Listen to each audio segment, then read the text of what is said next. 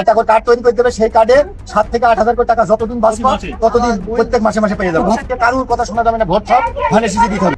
আসসালামু আলাইকুম। আগেই উপরের দিকে ঠেলা দিয়েন না, কারণ এটা খুবই গুরুত্বপূর্ণ কথা বলতেছি। এটা আপনি বাংলাদেশের নাগরিক হিসেবে আপনার শোনাটা খুবই জরুরি। নির্বাচনী প্রচারণা নিয়ে যেই পরিমাণ কথাবার্তা বলতেছে, সেই কথাবার্তাগুলি আমরা একটু তুলে ধরি। দেখুন, আপনারা যদি ধানের শীষে ভোট দেন, ভোট দেওয়ার পরে বিএনপি আইলো, আপনাদের লাভটা কি?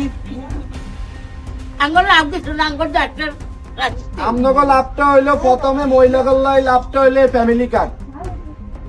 এই ফ্যামিলি কার্ড প্রত্যেকটা মহিলার হাতে হাতে থাকবে।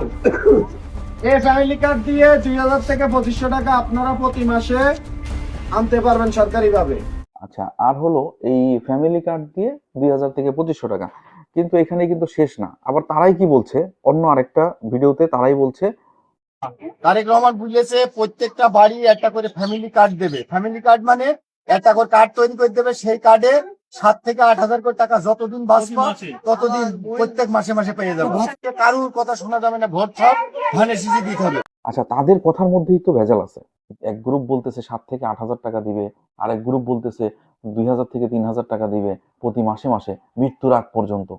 তো এটা কার টাকা দিবে? তো মানুষকে এই ধরনের লোভ দেখানো থেকে বিরত থাকুন। এবার নিশ্চয়ই আপনার মনের মধ্যে গুটগুট করতেছে যে আসলে ভোটটা তাহলে কাকে দিব।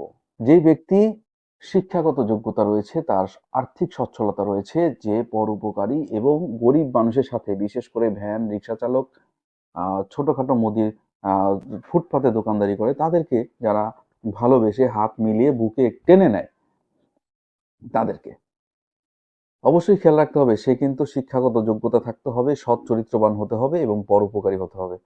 এরকম ব্যক্তিকে সিলেক্ট করে তাকেই আপনি ভোটটা দেন। সে হতে পারে যে কোনো মার্কার থেকে নমিনেশন পেয়েছে, সেটা বিষয় না। এরকম ব্যক্তিকে ভোট দিলে আপনার ভোটটা কাজে লাগবে।